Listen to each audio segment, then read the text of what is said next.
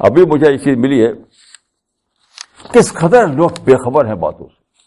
ایک عرب جن کی زبان عربی ہے، جن کی زبان عربی ہے، اور جو عرب ورلڈ میں ایک آتھر ہے، وہ رائٹر ہے، وہ میرے پاس ان کا یہ انٹرنیٹ سے نکال کر دیا گیا ہے، ایک آرٹیکل کا چھپا ہے، ایک عرب میگزین میں چھپا یہ، اور بس انڈیا کے مسلمانوں کے بارے میں یہ. آپ میں سے جو چاہے اس کو پڑھ سکتا ہے، انٹرنیٹ پر اس کا لنک لے سکتا ہے.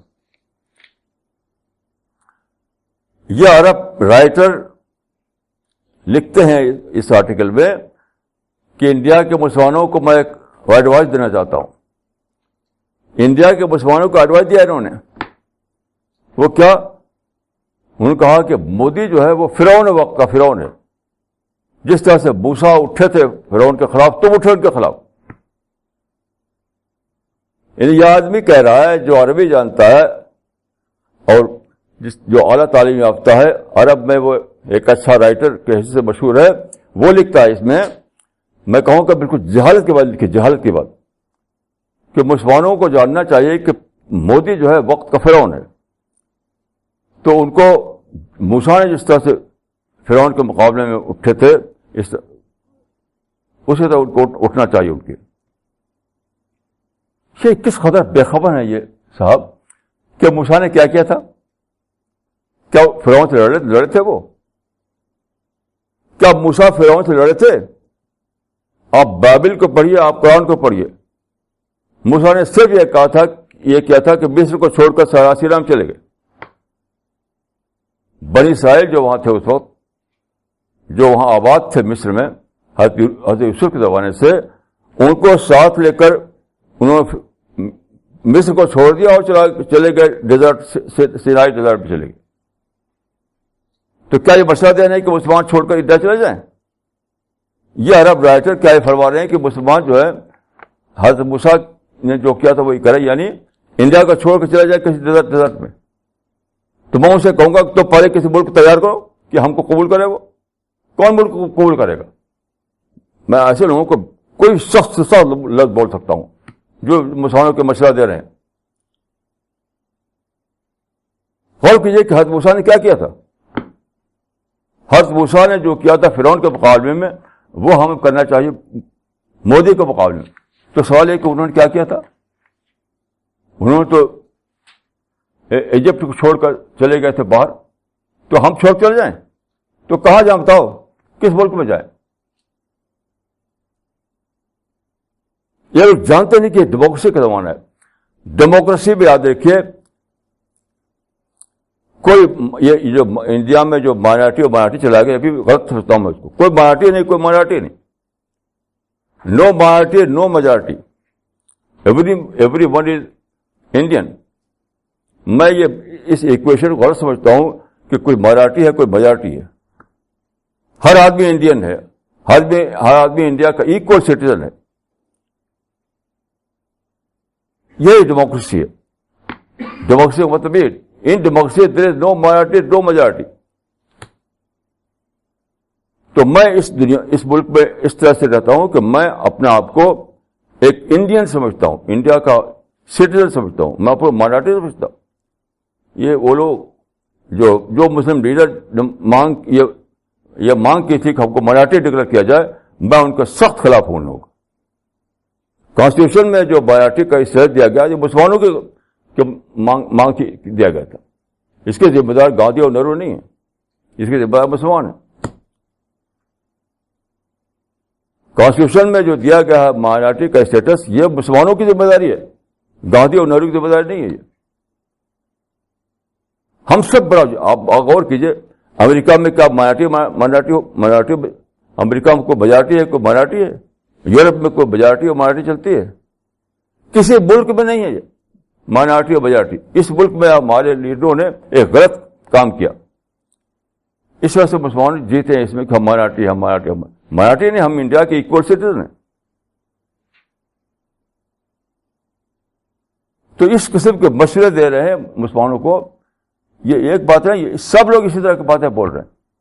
کوئی پریس میں بول رہا ہے، کوئی گھر میں بول رہا ہے، کوئی مائنڈ میں سوچ رہا ہے.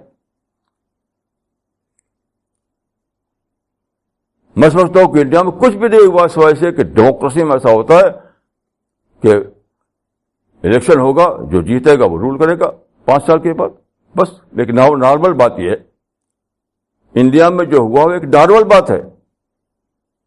ڈیموکریسی میں یہ ہوتا ہے کہ آپ الیکشن کرایا جاتا ہے، جو لوگوں کا ورڈکٹ ہوتا ہے اس کے مطابق رول کرتے ہیں، آپ مانیے اس کو. ڈیموکریسی نام ہے اپوزیشن کو ایکسپٹ کرنے کا، ڈیموکریسی نام ہے اپنے خلاف ورڈکٹ کو ایکسپٹ کرنے کا. یہ کنگشپ میں تھا کہ وہ ایکسپٹ نہیں کرتے تھے، کنگشپ میں ایسا تھا کہ وہ ایکسپٹ نہیں کرتے تھے. ڈیموکریسی نام ہے دوسروں کو ایکسپٹ کرنا. کنگشپ میں وی اینڈ دے کانسیپٹ تھا، کچھ رولر ہیں کچھ رولڈ ہیں، وی اینڈ دے کانسیپٹ تھا. ڈیموکریسی نے اس کو ختم کر دیا ہے، اب وی اینڈ وی کا کانسیپٹ ہے، سب برابر ہے. تو یہ مسلمانوں کے سو کا لیڈر نے سارا فساد یہ برپا کیا ہے. میں دیکھ کوئی مسلم دشمن نہیں، نہ ہندو مسلم دشمن ہے، نہ عیسائی مسلم دشمن ہے، نہ امریکہ مسلم دشمن، کوئی مسلم دشمن نہیں. صرف مسلم دشمن اگر کوئی ہے تو مسلم لیڈر ہے.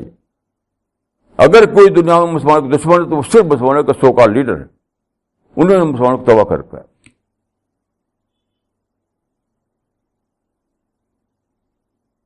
میں یہی کہنے کے لیے ساتھ زندہ ہوں. ہو سکتا ہے کہ کل میں مر جاؤں، مجھے نہیں معلوم کہ کل میرا کیا ہوگا، لیکن میں یہ کہوں گا کہ مسلمانوں کا کوئی بھی دشمن نہیں، نہ ہندو دشمن ہے، نہ یہودی دشمن ہے، نہ عیسائی دشمن ہے، نہ امریکہ دشمن، کوئی دشمن نہیں. دشمن اگر ہے تو یہ مسلمانوں کے لیڈر ہیں. اور میں آپ کو بتاؤں کہ ایک مرتبہ میں گیا لکھنؤ، وہاں پر کچھ لیڈر تھے، کچھ اس زمانے ان کا انتقال ہو چکا تھا، بڑے لیڈر تھے جو مسلمانوں میں مقبول تھے. وہ ان سے 1 گھنٹے سے زیادہ دیر تک میں نے بات کی تھی. یہ جو پالیسیاں چلاتے ہیں لوگ، نیگیٹو پالیٹکس، تو میری بات کو نہیں مانا تھا انہوں نے. تو آخر میرا حال یہ کہ میں زار قطار رونے لگا، اور روتے ہوئے میں اٹھا ان کے کمرے سے، اور میں یہ شعر پڑھا میں نے، اذا کار الغراب رئیس قوم سیہدیہم الی دار البواری. اس کا مطلب یہ ہے کہ جب کوا کسی قوم کا لیڈر بن جائے تو وہ قوم تباہ ہو کر رہے گی.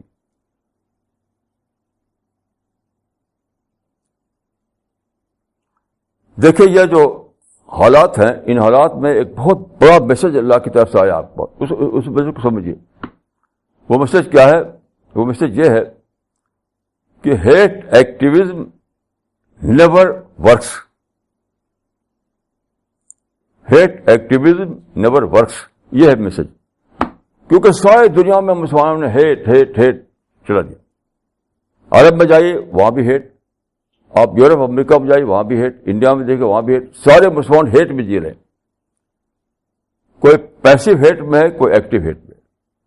تو سارے مسلمان ہیٹ ایکٹیویزم چلائے ہوئے ہیں، نفرت کی پالیسی ہے، نفرت کی سیاست. لیکن آپ غور کیجئے کہ سارے انڈیا کے مسلمانوں نے مل کر چاہا کہ میں فلاں پارٹی کو ہراؤں، ہرا نہیں سکے.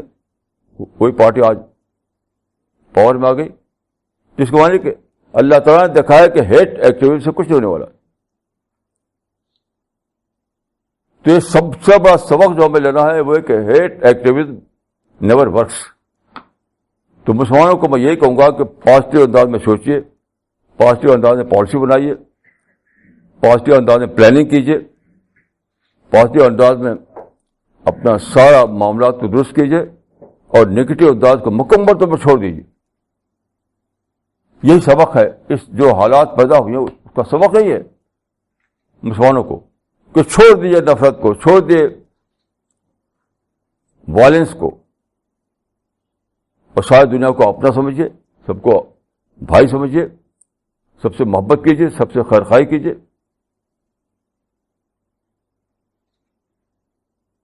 ان ایک لفظ میں پازیٹیو تھنکنگ اور پازیٹیو بیہیویئر مسلمان اختیار کریں. یہی وقت کا سب سے بڑا پیغام ہے.